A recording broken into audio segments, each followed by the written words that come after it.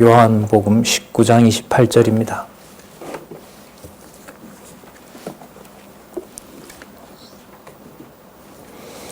제가 읽겠습니다. 이후에 예수께서 모든 일이 이미 이룬 줄 아시고 성경으로 응하게 하려 하사 가라사대 내가 목마르다 하시니 거기 신 포도주가 가득히 담긴 그릇이 있는지라. 사람들이 신 포도주를 머금은 해융을 우슬초에 대어 예수의 입에 대니 예수께서 신 포도주를 받으신 후 가라사대 다 이루었다 하시고 머리를 숙이고 영원히 돌아가시니라. 30절까지 읽어드렸습니다. 우리 교재는요, 성경 강론 15권 7823 7823페이지 19장의 주제를 한번 보면서 조금 전에 읽었던 말씀을 중심으로 이후 말씀을 같이 살펴보도록 그렇게 하겠습니다.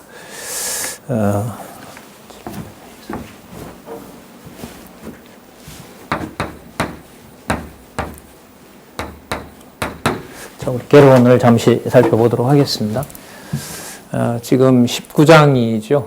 19장 내용에 보면 십자가에 못 박혀 운명함 이렇게 나오죠. 예수께서 그리스도이심을 증거해 주시기 위해서 십자가에 못 박혀 운명하시는 내용이 나타납니다. 자, 여기서 이제 십자가에 못 박힌다는 말은 이게 이제 예수님이 당신이 당하시는 내용이란 말이죠. 근데 그렇게만 생각하시면 안 되고요.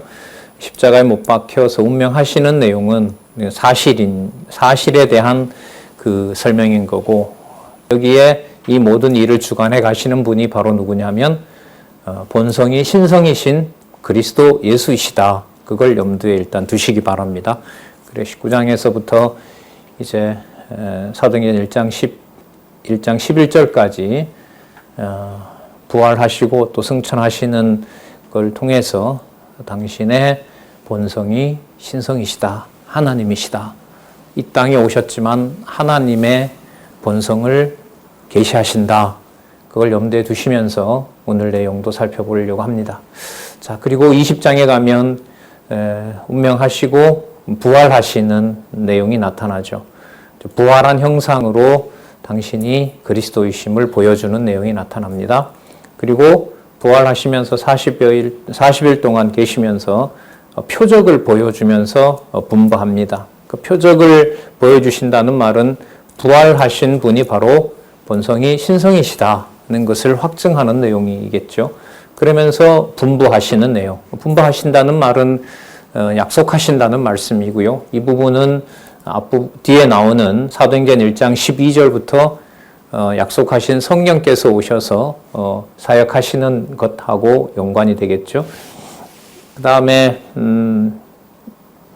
장래일을 언약하고 승천하시는 내용까지. 이게 바로 나사렛 예수라는 이름으로 하지만 그분 유대인의 왕이시죠. 그리고 그리스도이신 마지막 사건이 사도행전 1장 1절에서부터 11절까지 문단이 매우 놀랍게 되어 있죠. 보통 요한복음이다라고 하지 않고 우리는 본성에 의한 성취 내용을 우리 성경신학에서는 사도행전 1장 1절에서부터 11절까지 예수께서 부활하신 몸이지만 이 땅에 육을 입고 계시면서 사역하셨던 모든 일, 또 그걸 통해서 증명하신 하나님의 존재의 그 시기를 사도행전 1장 11절 승천하실 때까지 살펴본다는 거 너무 중요한 단락이라고 할 수 있겠죠. 뭐 이런 예가 이제까지는 없었으니까요. 이거는 의미를 먼저 전제하지 않으면, 의미가 보이지 않으면은 이렇게 단락을 나눌 수가 없는 거죠. 이것도 알려지고 이 의미를 증명해 갈 때 성경신학을 여호와 계시로 성경은 절대적인 진리, 하나님의 말씀이라는 것을 증명해 갈 때 사도행전 1장 11절까지가 요한복음에서부터 마무리되는 내용이 여기까지다. 이 내용만 하더라도 매우 충격적인 거라고 할 수가 있겠죠. 자, 어떻게 그렇게 진행되는지 본문을 통해서 시간 될 때까지 한번 살펴보도록 하겠습니다. 자, 요약을 중심으로 해서 28절 전까지는 한번 살펴보도록 할게요. 7823페이지에 보면 19장에 십자가에 못 박혀 운명하시는 내용이 나타나는데 1절에서부터 13절까지 빌라도가 신문하고 놓으려고 했으나 두 번이나 놓으려고 하죠. 죄가 없다고 하면서 그러나 백성들의 요구대로 재판합니다. 그 다음에 19장 14절서부터 27절까지 7, 8, 2, 6입니다. 백성이 성경대로 십자가에 못 박고 옷을 제비에 뽑아 나누는 내용이 나타납니다. 이게 보면 성경대로라고 나와 있죠. 그러니까 백성들이 로마의 황제 가이사 외에는 이 세상에는 왕이 없다. 참 하나님 여호와를 왕으로 유일한 왕으로 수천 년 동안 가르쳐주고 일러줬고 그걸 지금 예수께서 오셔서 나사렛 예수로 오신 바로 그분이 하나님을 본 자는 바로 나를 봤다라고 가르쳐 줬음에도 불구하고 유대인들은 예수님을 십자가에 못 박게 됩니다. 자, 그 내용이 바로 성경대로 이루어졌다는 거죠. 그러니까 성경대로 이루어졌다라는 말을 좀 더 분명하게 말씀을 드리면 예수께서 본인에 관한 예언이었던 구약 성경의 약속을 이루셨다. 신성과 관련해서 더 정확하게 말씀을 좀 드리면 구약을 기록하게 한 분이 바로 하나님이시죠. 그러니까 예수께서 구약의 일들이 나한테 이루어진다 이게 아니라 구약에 약속된 모든 일들을 그 일을 약속을 누가 하신 거예요? 하나님이 하신 거죠. 바로 이 일이 당신이 주관해가는 일이 되는 겁니다. 아브라함보다 먼저 있었다는 말씀도 요한복음에 보면 나오잖아요. 그러니까 창조주라고 벌써 요한복음 1장에서 나오고요. 그래서 성경대로 응했다라는 말은 무슨 말씀이냐면 내가 했던 대로 예수 그리스도 당신이 약속하셨던 대로 하고자 하시겠다고 했던 대로 당신이 뭐 하고 계신다? 일을 완성하고 계신다. 이렇게 보시면 돼요. 그러니까 주체가 여호와 하나님 그리고 주 예수 그리스도로 확정이 되는 것을 더욱 강조할 수 있는 부분이 요한복음입니다. 그래서 오늘 조금 전에 읽었던 본문에도 구약의 내용을 응하려 함이라는 말씀이 나오죠. 매우 중요합니다. 요한복음 끝부분에서는. 왜냐하면 약속을 당신이 하셨다는 말이 돼요. 그리스도께서 당신이 창세전에 언약한 내용이고 당신이 주관해 가야 되는 일임을 아버지께서 확정해 주신 내용입니다. 그래서 성경대로 이루셨다라는 말씀은 뭐냐면 성경대로 당신에게 이루어졌다 이거보다가 구약 성경에 약속을 하신 대로 그리스도께서 약속하신 대로 아버지 여호와께서 약속하신 대로 그 약속하신 것을 누가 이루셨다?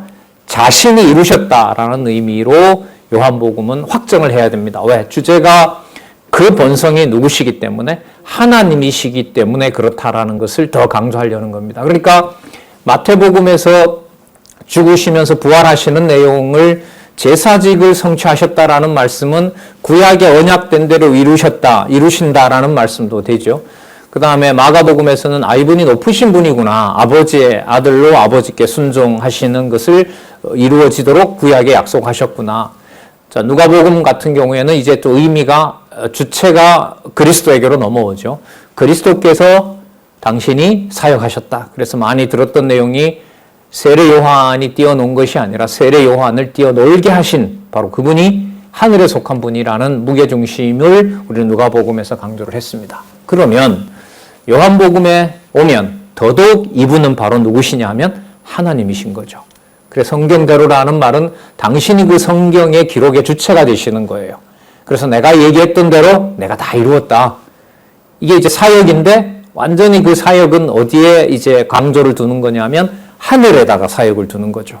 하늘에 있는 능력, 하늘에 속한 권세, 그걸 모두 다 이루신다는 겁니다. 그래서 지금 19장에 나타난 내용인 십자가에 못 박혀 운명한다는 내용이 성경대로 이루어졌다는 말은 당신이 패배한 내용이 아니라는 사실을 다시 한번 강조를 하면서 28절부터 다시 살펴보도록 하겠습니다. 19장 28절부터 37절까지 성경대로 다 이루었다며 매우 중요한 구문입니다. 요한복음에서 본성이 신성이심을 증거할 때 성경대로 다 이루었다는 것은 바로 그 성경 계시의 기록 주체가 당신이 되신다는 거예요. 이게 어떤 패배를 당하는 게 아닙니다. 십자가에 못을 박히는 아주 무기력하게 당하고 있지만 그런 관점에서 요한복음은 볼 수 없는 겁니다.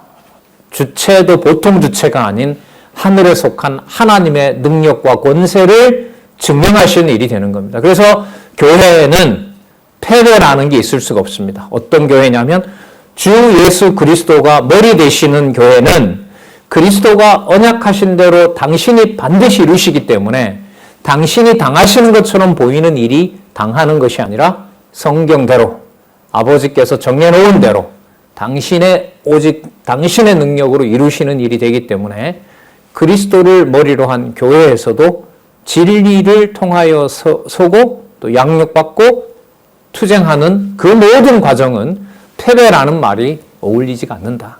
자, 그렇다면 성경 예언 성취에 가능한 근거가 바로 지금 요한복음 마지막 부분에서도 우리가 성경대로 이루었다라는 이 말씀에서 확증을 할 수가 있는 겁니다. 중요한 신학적인 어떤 의미로서 매우 중요한 의미를 가지고 있다고 봅니다.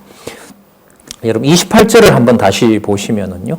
이후에 예수께서 모든 일이 이미 이룬 줄 아시고 성경으로 응하게 하려 하사 가라사대 내가 목마르다 하시니 이걸 인간적인 어떤 고통스러움 이런 데 넣으면 안 됩니다. 그건 이미 지나온 얘기들입니다. 이 예수를 좀 다르게 읽어보면은요. 지난 시간하고 연결을 좀 시키면은 빌라도가 패를 써서 십자가 위에 붙이죠. 뭐라고 붙였냐면 나사렛 예수 유대인의 왕이라고 붙였습니다. 그러면 제가 그 말씀이 앞에 나왔기 때문에 28절에다가 그걸 놓고 읽으면서 신성을 강조하는 방향으로 이제 성경을 가도록 그렇게 하겠습니다. 그래서 성경이 응하였다, 성경대로 성취되었다는 말씀의 주체가 바로 그리스도 당신이다라는 거예요. 그래서 십자가에 당해서 죽는다든지 저렇게 목말라 하는 거구나라든지 그런 어떤 인간적인 감정으로 섞을 수 있는 성질이 아니라는 사실을 다시 한번 말씀을 드립니다.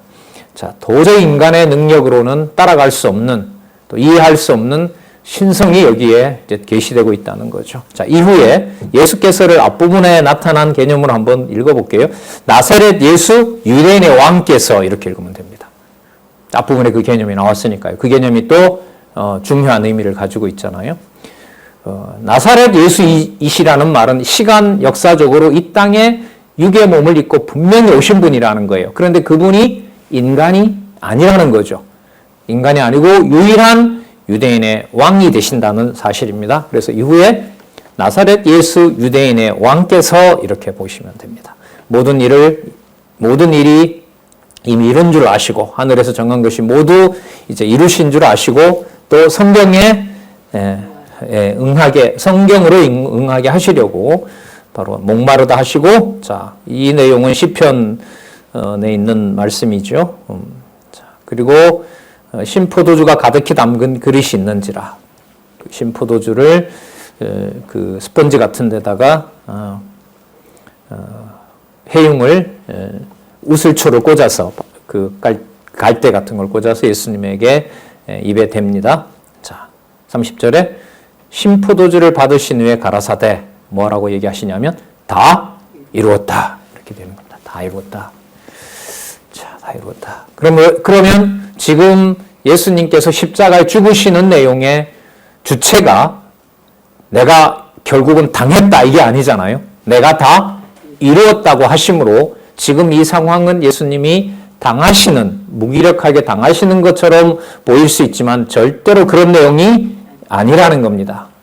매우 중요합니다. 이 부분은 나중에 주 예수 그리스도께서 교회의 머리가 되신다는 것이 얼마나 영광스럽고 위엄이 있으시고 위대한 일이고 교회가 아무리 나약해지고 비참한 상황이 된다 하더라도 함부로 머리 되신 주 예수 그리스도의 권위를 훼손할 수 없는 것과 직결되는 내용이 바로 요한복음 예수님의 죽으시는 내용에서 내가 다 이루었다라는 말씀으로 설명을 할 수가 있습니다.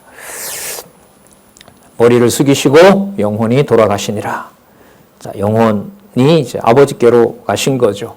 바로 그분이 하나님이신 거고요.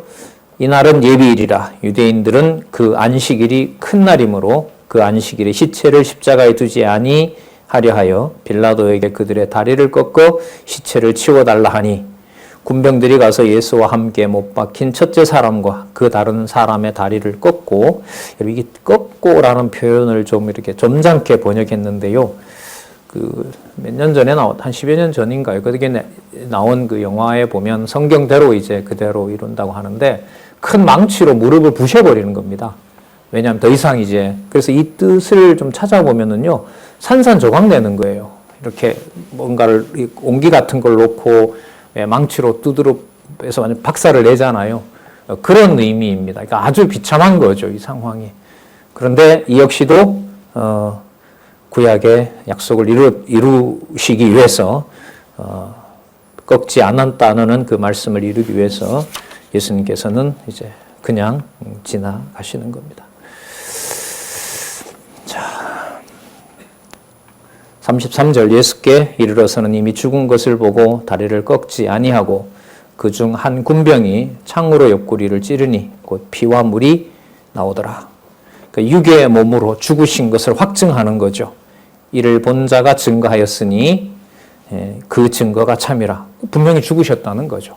그러니까 이 말은 당시에 어디 감춰놨다, 시체를 도둑질해 갔다. 이게 이제 역사적으로 보면 그 당시에 이제 퍼져 있었던 소문이기 때문에 아니다. 분명히 죽었다.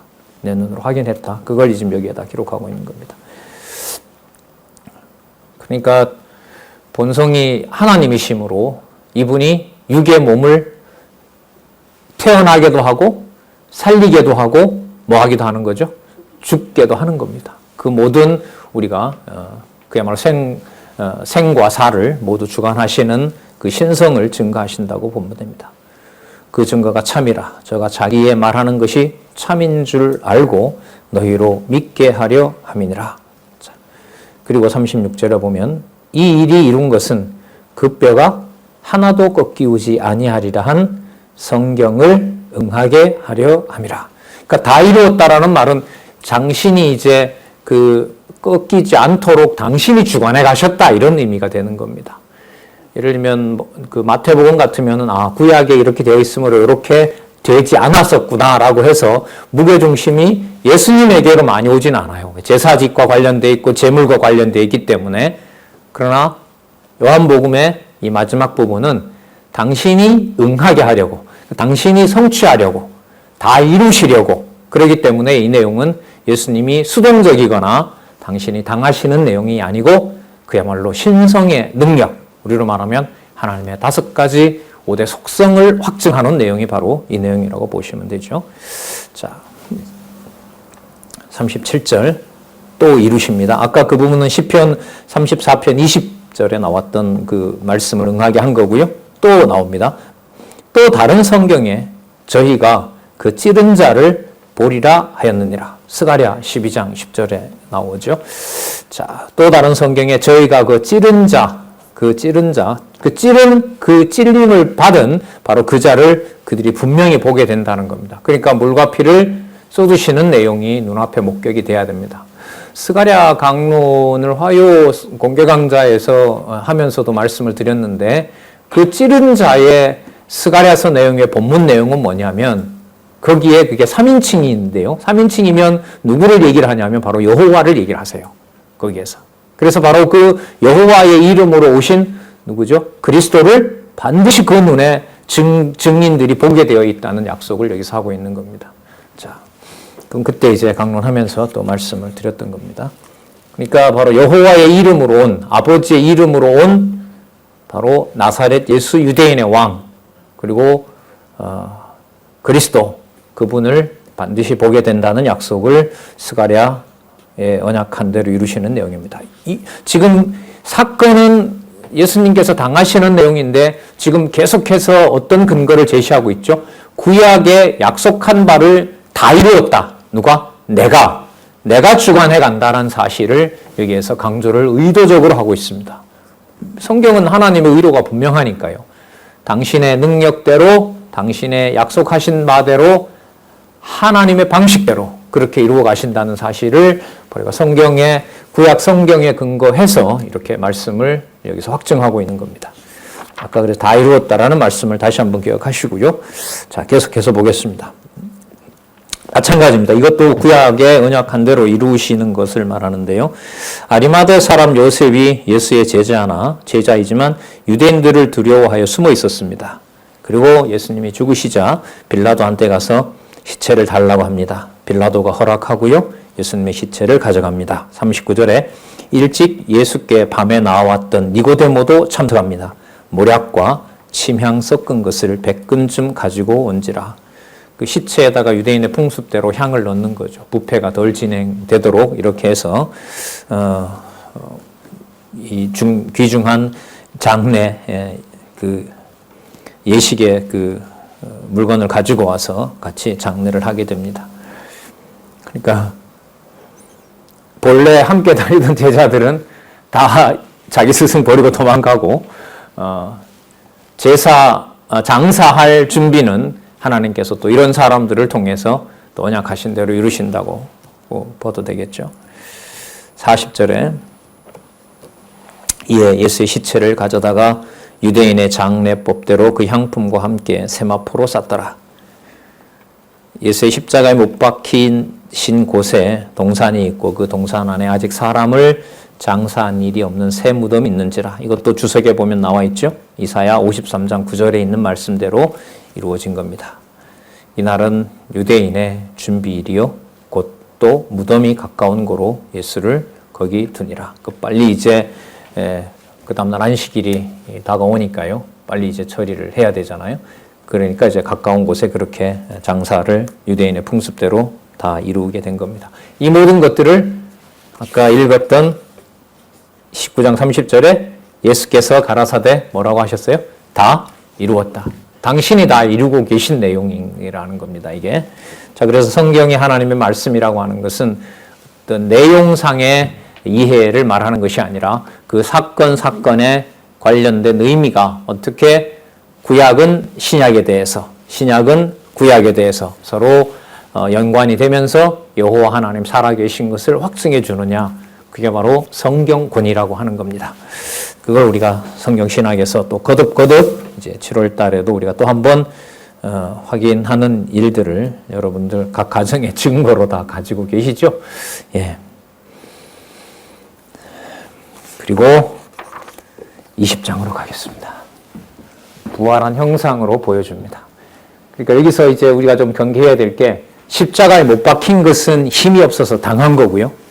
부활하신 것은 힘이 생긴 거고가 아니에요. 그렇게 보시면 본성에 의한 성취라고 하는 것은 설명이 안 돼요. 이제까지 왔다 하더라도 이 설명이 무너지게 되면 다 끝나요, 이게. 자, 그걸 연결을 꼭 지으시기 바라고요. 먼저 20장 1절에서부터 10절에 보면 안식 후 첫날에 마리아와 제자들에게 빈 무덤을 보여주시는 내용이 나타납니다. 그 구약 근거 위에 보면 나오죠. 요나서와 그 다음에 호세아 내용이 나타납니다. 안식 후 첫날 이른 아침 아직 어두울 때에 막달라 마리아가 무덤에 와서 돌이 무덤에서 옮겨간 것을 봅니다. 막아놨던 돌이 누가 굴려놓은 거예요. 자, 시몬 베드로하고 그의 사랑하던 제자, 보통 요한이라고 얘기하죠. 가서 말하되, 그러니까 동굴문이 열렸으니까 그 시체를 누가 가져갔다라고 생각을 한 거죠. 그래서 누가 옮겨놨다라고 얘기합니다. 그러니까 3절에 베드로와 다른 제자가 무덤으로 갑니다. 그 중에 한 제자가 베드로보다 먼저 뛰어갔는데 5절에 보면 굽으려 세마포 놓인 것을 보았으나 들어가지는 않았습니다. 그러나 시몬 베드로는 와서 무덤에 들어가 보니 세마포가 놓였고 머리를 쌌던 수건은 세마포와 함께 놓이지 않고 딴 곳에 객혀 있더라. 자, 그때야 무덤에 먼저 왔던 그 다른 제자도 들어가 보고 믿더라. 그 누구 말을 믿은 걸까요? 예수님이 부활했다고 믿은 게 아니에요, 이 사람들은. 아까 그 막달라 마리아가 누가 가져갔다라고 얘기를 한 거죠. 가져갔다고 그 말을 믿었던 거예요. 그러니까 이게 제자들에게 약속을 이미 하셨어도요, 이들에게 믿음을 주시는 것은 당신의 능력에 달려 있는 거예요. 그 약속하신 보혜사 성령이 와야 이 제자들에게 빈 무덤이 시체가 사라졌다가 아니라 죽으신 스승의 몸이 누군가가 가져갔다가 아니라 뭐 하셨다? 부활하셨다라는 믿음이 생기는 거예요. 예. 자, 거기에 초점을 맞추시기 바랍니다. 자, 주체는 바로 하나님이신 로고스이신 바로 부활하신 예수님이라는 사실을 염두에 두시면서 또 보겠습니다. 9절에 보면 나오죠. 저희는 성경에 그가 죽은 자 가운데서 다시 살아나야 하리라 하신 말씀을 아직 알지 못하더라. 그럼 아까 믿더라는 말은 그래 막달라 너 말대로 누가 없어졌다. 그러니까 부활한 것을 말하는 게 아니에요. 자, 10절에 이에 두 제자가 자기 집으로 돌아가니라. 선생님 시신이 없어졌으면 찾으러 나가야지. 자기 집으로 가면 돼요. 별로 안 좋은 제자들이에요. 자, 우스갯소리고요. 성령께서 임하셔야 이 제자들이 빈 무덤을 부활한 증거로 이제 전하게 되는 겁니다. 그 다음에 막달라 마리아에게 부활하신 예수께서 나타나시는 내용이 20장 11절에서부터 18절입니다. 두 사람은 가고요. 마리아는 밖에 서서 울고 있었습니다. 그리고 다시 무덤 속을 들여다봅니다. 12절에 보면 흰옷 입은 두 천사가 보입니다. 예수님이 시체가 누였던 곳 하나는 머리편에 하나는 발편에 있어요. 천사들이 묻습니다. 왜 우느냐? 그랬더니 사람이 내 주를 가져다가 어디 두었는지 제가 알지 못하겠습니다. 14절 볼게요. 이 말을 하고 뒤로 돌이켜 예수의 서신 것을 보나 예수신 줄 알지 못하더라. 이게 이제 부활체라기보다가 부활하신 예수님의 능력인 거예요. 그러니까 당신을 보여주기도 하고 뭐 하기도 하고 보이지 않게도 하시고 이걸 여러분 다 극복한 게 뭐냐 하면 보혜사 성령께서 오셔서 심령에 함께 해버리는 거예요. 그렇기 때문에 지금 눈앞에서 직접 보지는 못하지만 보혜사 성령이 오셔서 2000년 전에 부활하신 예수 그리스도가 사실이라는 사실을 뭐 하는 거냐 하면 믿어지게 하시는 거예요. 그러니까 믿어지게도 하시고 보여주기도 하시고 감추기도 하는 이 모든 능력을 그리스도께서 가시면서 보혜사 성령이 오셔서 믿어지게도 하시고 믿지 못하게도 하시는 능력으로 드러나는 거라고 보면 됩니다. 자, 예수의 서신 것을 보나 예수신 줄 알지 못하더라. 나중에 제자들에게도 똑같은 이제 현상들이 일어나게 됩니다. 그러니까 눈에 보이지 않는데 이제 없다라고 말할 수 없는 상황이 바로 부활하신 몸이라고 할 수가 있죠. 또 그분이 승천하셨고 언약하신 성령이 강림해서 머리 대신 그리스도가 교회의 머리 대신 그리스도가 세상 끝날까지 하나님의 교회와 함께 하신다는 믿음을 주신다는 사실이죠. 그리고 그 믿음을 주지 않고 심판받게도 하신다는 겁니다. 그래서 이 사건의 핵심도 또 주어가 바로 본성이 하나님이신 바로 로고스의 능력이다. 그걸 염두에 두시면서 보시기 바랍니다. 거기에 기록 목적이 있다는 겁니다. 예수님께서 뭐라고 하냐면 왜 오느냐? 누굴 찾느냐? 마리아는 동산직인 줄 알고 주여 당신이 만약에 옮겨갔으면 어디에 선생님의 그 시신을 뒀는지 얘기해달라. 내가 가져가려고 합니다.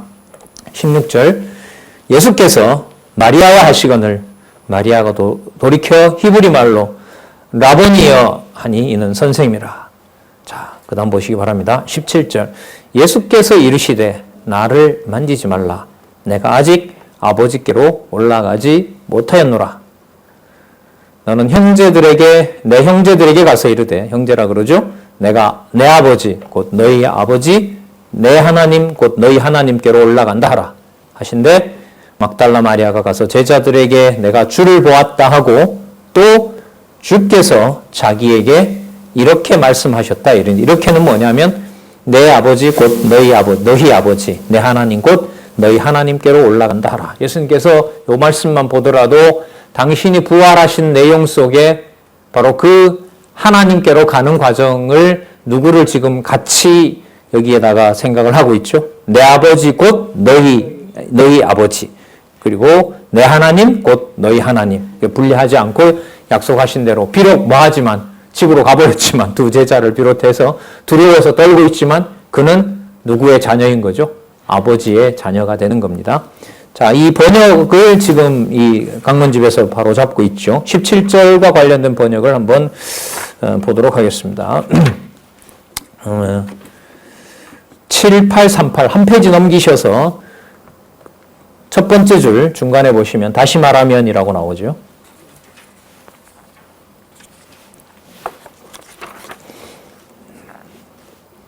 7837 제일 밑에 줄부터 보겠습니다. 마지막 줄. 따라서 본문은 내가 아직은 올라가지 아니하므로 나를 붙들지 말라 번역된다. 다시 말하면 부활하신 예수께서 아직은 아버지께로 올라가지 아니하고 당분간 땅에 머물러 계실 것이므로 어디로 또 가실까 염려해서 예수님 자신을 붙들려고 하지 말라는 뜻으로 말씀하신 것이다. 자, 그러니까 이렇게 되겠죠. 17절 다시 보면 예수께서 이르시되 나를 붙들지 말라. 붙들어 두려고 하지 마라. 붙들어 두려고 하지 마라. 내가 아직 아버지께로 올라가지 않겠노라. 이렇게 되는 겁니다. 자, 그러면 내가 아버지께로 올라가지 않게 되고 아직 않고 또 내 하나님이 너희들의 하나님이고 내 아버지가 너희들의 하나님이므로 부활하신 당신이, 그럼 부활하신 예수께서라는 말은 그야말로 누구의 능력이 완성된 겁니까? 하나님의 능력이 완성된 겁니다. 1장 1절에 있는 태초의 말씀이 영원한 세계에 속한 하나님의 말씀이 부활의 능력으로 확증이 되는 거죠. 자, 그것을 제자들에게 이제 표적으로 보여주시려는 겁니다. 그래서 내가 내 아버지 곧 너희 아버지, 내 하나님 곧 너희 하나님께로 올라간다 하고 예수님을 봤다라고 주를 보았다라고 막달라 마리아가 가서 전해줍니다. 자, 그러면 빨리 와야 되잖아요. 빨리 와야 되는데 다 두려워서 이제 한 곳에 모여 있는 거예요. 자, 20장 19절에서부터 23절에 보면 부활한 주가 제자들에게 나타나 표적을 보여주며 언약합니다. 19절에 보면 이날 곧 안식 후 첫날 저녁 때 제자들이 유대인을 두려워하여 모인 곳에 문을 닫았더니 예수께서 오사 서서 가라사대 너희에게 평강이 있을지어다.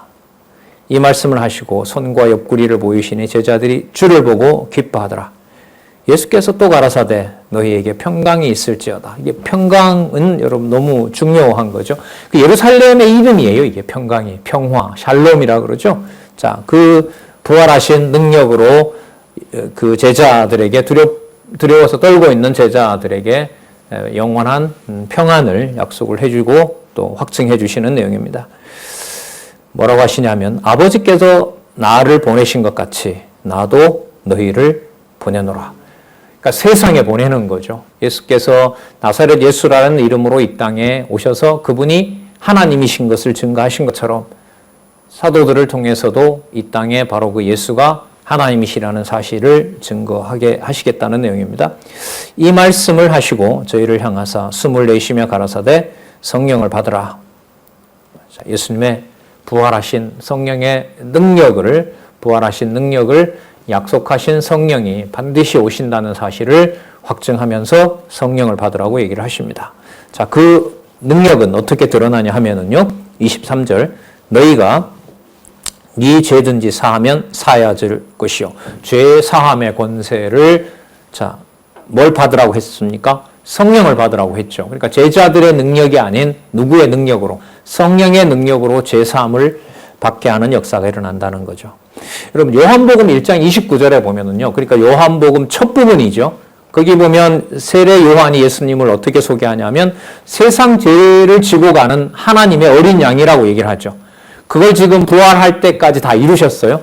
그걸 똑같이 제자들에게 권세를 부여해서 세상의 죄를 사하는 권세를 제자들에게도 지금 약속하고 있는 내용입니다. 그러니까 예수님께서 부활하신 다음에 하시는 일들, 또 아까 죽으실 때 이루시는 말씀들, 그 모든 것들이 요한복음 앞부분에서 말씀하신 부분들을 이루시는 구조로도 되어 있어요. 그러니까 우리가 처음서부터 끝까지 공부를 하고요. 다시 앞부분부터 돌아가서 이제 뒷부분까지 확인을 했기 때문에 앞부분의 내용하고 연결해서 보면 주제가 더 선명하죠. 아, 이래서 요한복음에서부터 사도행전 1장 11절까지가 바로 본성이, 이분이 신성이신 하나님이시구나라는 것을 이 땅에 오신 육의 몸, 나사렛 예수라는 이름으로 오신 이분의 본성이 하나님이시구나. 이걸 확증한다고 보시면 됩니다. 자, 네 죄준지 그대로 두면 그대로 있으리라 하시니라. 20장 24절부터 31절까지 표적을 보고 도마가 믿으니 이를 기록한 목적을 알려줍니다. 12제자 중에 하나인 디두모라 하는 도마는 예수 오셨을 때에 함께 있지 않았습니다. 처음에는 여기에 도마가 없었습니다. 제자들이 이제 도마한테 얘기를 합니다. 우리가 주를 봤다. 그랬더니 도마가 25절 중간에 내가 그 손에 못자국을 보며 내 손가락을 그 못자국에 넣으며 내 손을 그 옆구리에 넣어보지 않고는 믿지 아니하겠노라 하니라.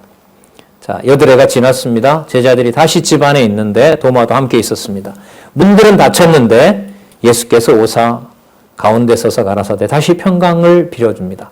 너에게 평강이 있을지어다. 이거는 어떻게 보면 절대 평안인 거죠. 그러니까 이럴 때는 숨어서 벌벌 떨 때는 평안이 없어지고, 그러니까 상황이 좋을 때만 평강하고 이런 게 아니에요.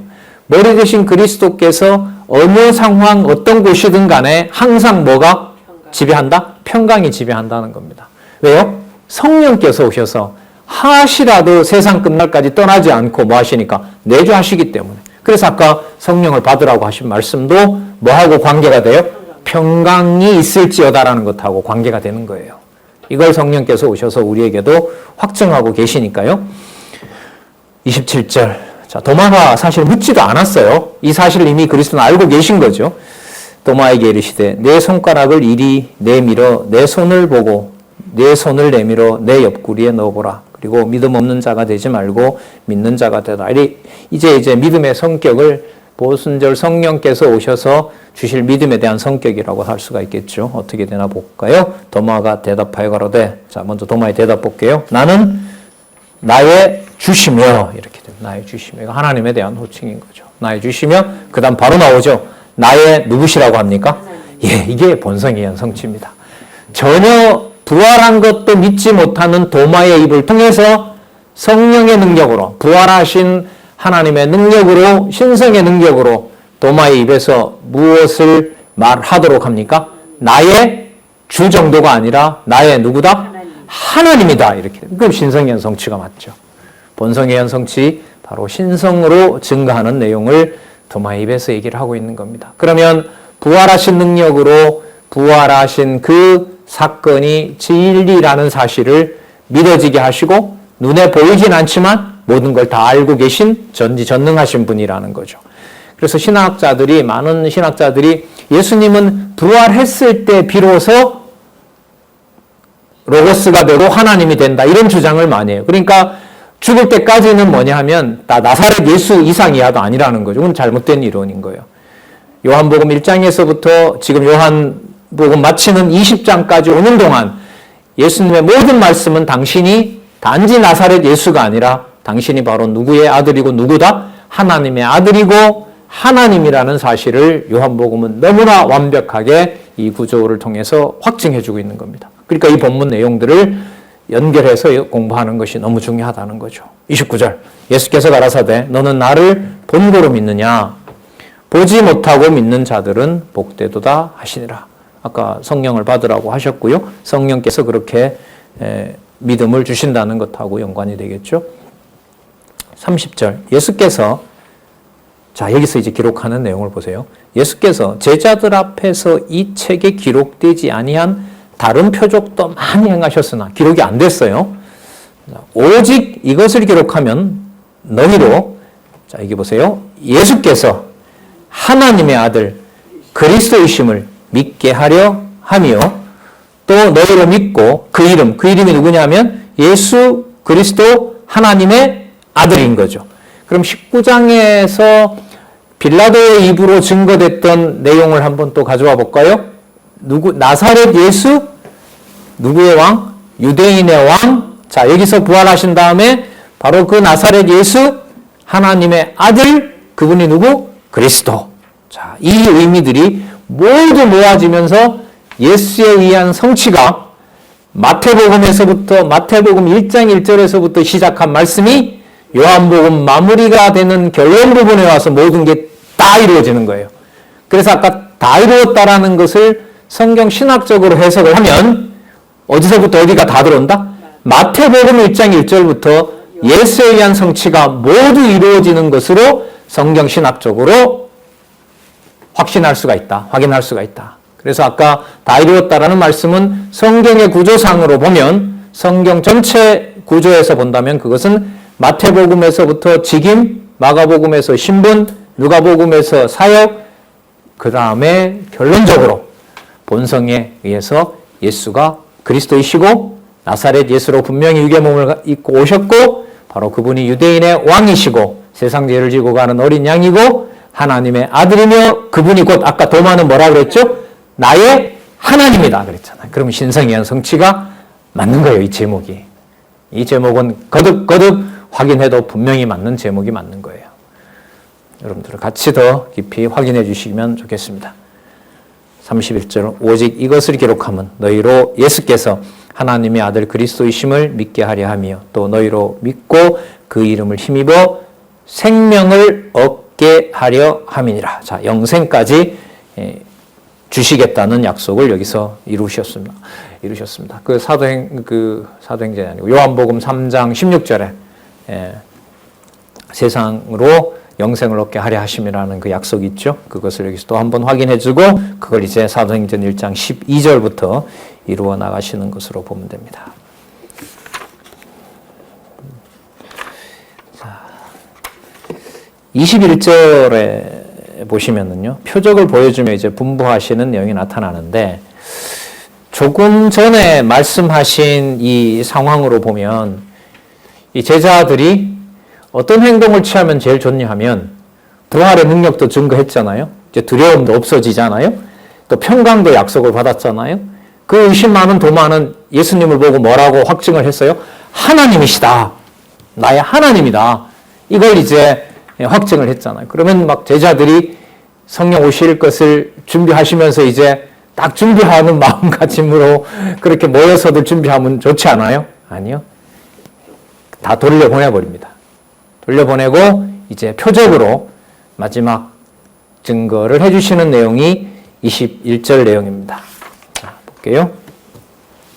21장 1절에서부터 16절 고기 잡는 제자들로 많이 잡게 한 부활의 표적을 보여줍니다. 그 후에 예수께서 디베랴 바다에서 제자들에게 자기를 나타내셨으니 나타내신 일이 이렇다라고 기록을 하고 있습니다. 시몬 베드로, 디두모, 도마, 그리고 나다나엘, 세베대의 아들, 여긴 야고보와 요한이겠죠?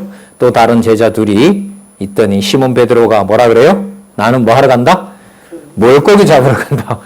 성령 받고 성령 올 때까지 기다린다. 이렇게 나오면 좋잖아요, 성경이. 아니요. 그러니까 이 일은 의도가 분명한 거예요. 제자들을 불렀을 때부터 시작해서 제자들을 사도로 보낼 때까지 전적으로 주관하시는 분이 누구신 거예요? 예수 그리스도인데 그 예수 그리스도가 아까 도마의 입으로 말하면 누가 오신 거죠? 하나님이 오신 일이 되는 거죠. 그래서 우리가 교회 일을 주 예수 그리스도가 머리 되시고 교회의 주인 되시는 분은 바로 여호와 하나님이시라는 말을 하는 거예요. 그 일이 분리될 수가 없는 거죠. 그 진리의 터 위에 서게 하시는 그 교회는 진리로 양육되고 거기서 무장하고 진리 투쟁을 하고 승리한다는 것은 어떤 경우에는 양육이 되고 어떤 경우에는 양육되지 않고 이런 논리가 아닌 거예요. 항상 하나님의 진리의 말씀이 세우기도 하고 또 인간적으로 세우기도 하고 또 무너뜨리기도 하고 그러나 무너뜨리는 것이 나쁜 게 아니라는 거예요. 그걸 폄하하면 안 되는 거예요. 나는 이만큼 섰는데 너는 왜 이렇게 그 모양이냐라고 하면 안 되는 거예요. 그 머리 대신 그리스도께서 보혜사 성령으로 진리의 말씀으로 키워가시는 것에 대해서 우리가 함부로 말하게 되는 거니까요. 자, 나는 물고기 잡으러 가노라 하매 저희가 우리도 함께 가겠다고 하고 다 배에 올라 물고기 잡으러 갔습니다. 날이 셀 때까지 아시는 대로 하나도 못 잡았고요. 4절에 보시면 날이 새어갈 때 예수께서 바닷가에 서셨으나 제자들이 여기도 마찬가지죠. 예수인 줄 알지 못하더라. 못하는지라. 예수께서 이르시되 얘들아 너희에게 고기가 있느냐? 대답하되 없나이다.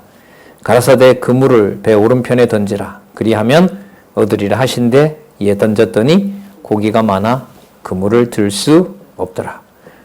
표적으로 당신이 바로 신성의 능력을 가지고 계신다는 사실을 보여줍니다. 제자들이 꼭 알아서 그렇습니까?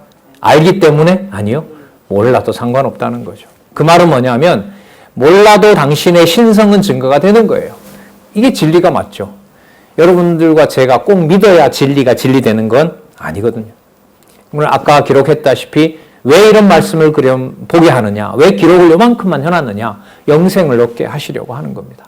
그리고 이 제자들의 이 상태도 보혜사 본인이 승천하셔서 보혜사 성령께서 가셔야 또 그 성령을 보내주셔야 이 제자들도 예수님과 함께 했던 많은 사건과 그런 기록의 말씀들을 진리의 말씀으로 믿어지게 되고 그걸 증거하게 된다는 거죠. 자, 오늘 여기까지 하도록 하겠습니다. 21장 7절에서부터 14절까지 내용은 다음에 하도록 그렇게 하겠습니다. 기도하겠습니다. 하나님 아버지 감사합니다. 귀한 말씀 또 신중하게 하나님의 말씀으로 받을 수 있도록 허락해 주셔서 감사합니다. 허락해 주신 성경 권위를 이 땅에서 귀한 지체들과 함께 같이 공부하게도 하시고 또한 지켜가게도 하시고 또한 전파하게도 하시는 보혜사 성령의 놀라운 역사 속에 하나님의 살아계심을 확인하도록 해주셔서 너무나 감사합니다. 주신 말씀 하나라도 땅에 떨어지지 않고 우리에게 주어진 시대에 명확하고 분명하게 전하며 세상 만방에 흩어진 주의 모든 자녀가 귀한 진리의 말씀 아래 하나가 되는 놀라운 일들을 해가는데 귀한 하나님의 종들이 될 수 있도록 인도하여 주시고 순간순간 지혜와 명철을 주시기를 간절히 소원합니다. 예수님의 이름으로 기도드렸습니다. 아멘.